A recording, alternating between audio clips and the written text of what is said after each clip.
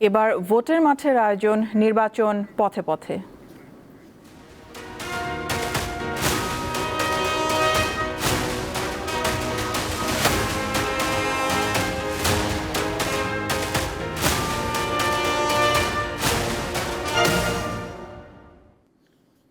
চট্টগ্রামের সর্বত্রই এখন নির্বাচনী লড়াইয়ের মাঠ। বিএনপি ও জামায়াতের পাশাপাশি স্বতন্ত্র প্রার্থীরা সকাল বিকাল যাচ্ছেন ভোটারদের কাছে, দিচ্ছেন তাদের পাশে থাকার প্রতিশ্রুতি।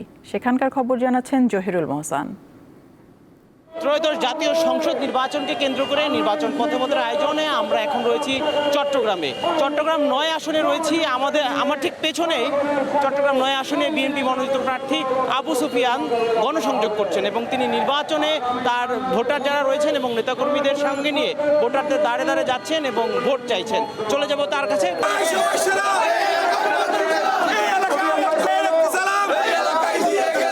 কেমন চলছে আসলে গণসংযোগ?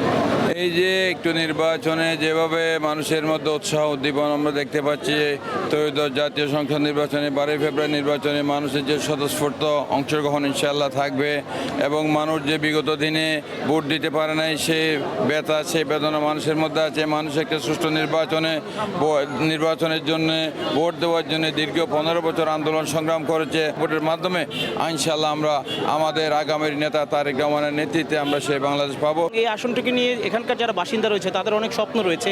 আপনি যদি নির্বাচিত হন সেক্ষেত্রে আপনি তাদের কি স্বপ্ন পূরণ করবেন? চেষ্টা করবো ওই আকাঙ্ক্ষাগুলোর মধ্যে মানুষের যে প্রাত্যহিক যে সমস্যা আছে, যে সন্ত্রাস, এই যে চাঁদাবাজি, যে মাদকের যে সমস্যা আছে, কিশোর গ্যাংয়ের যে সমস্যা আছে, এগুলো দূর করার জন্য তিনি বলছিলেন এই আসনের যত ধরনের উন্নয়ন দরকার নির্বাচিত হলে সেই উন্নয়ন করবেন এবং শিক্ষা ক্ষেত্রে এবং আইন শৃঙ্খলা রক্ষায় তিনি অবদান রাখতে চান। এখন আমরা রয়েছি চট্টগ্রাম 10 আসনে। অধ্যক্ষ শামসুজ্জামান হেলালি তিনি তার জনসংযোগে ব্যস্ত রয়েছেন। আমরা এখনই তার কাছে চলে যাব, জানতে চাইবো জনসংযোগে ব্যস্ত সময় পার করছেন, কেমন সাড়া পাচ্ছেন আসলে ভোটারদের?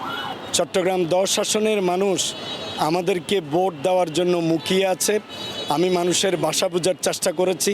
তারা আমাকে দীর্ঘদিন ধরে আমি তাদের সাথে সময় কাটানোর কারণে, এবং আমি 16 ওয়ার্ডে কাজ করেছি অনেক দিন আগে থেকেই। প্রায় 35 বছরের রাজনৈতিক অভিজ্ঞতা আমার চট্টগ্রাম মহানগরীতে।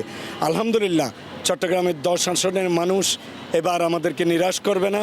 আমি আশা করি চট্টগ্রামের মানুষ এইসব বিষয়ে মূল্যায়ন করেই আমাদেরকে বিপুল ভোটের ব্যবধানে আমাদেরকে জয়লাভ করাবে ইনশাআল্লাহ। আল্লাহ আমাদেরকে বিজয় দান করবেন।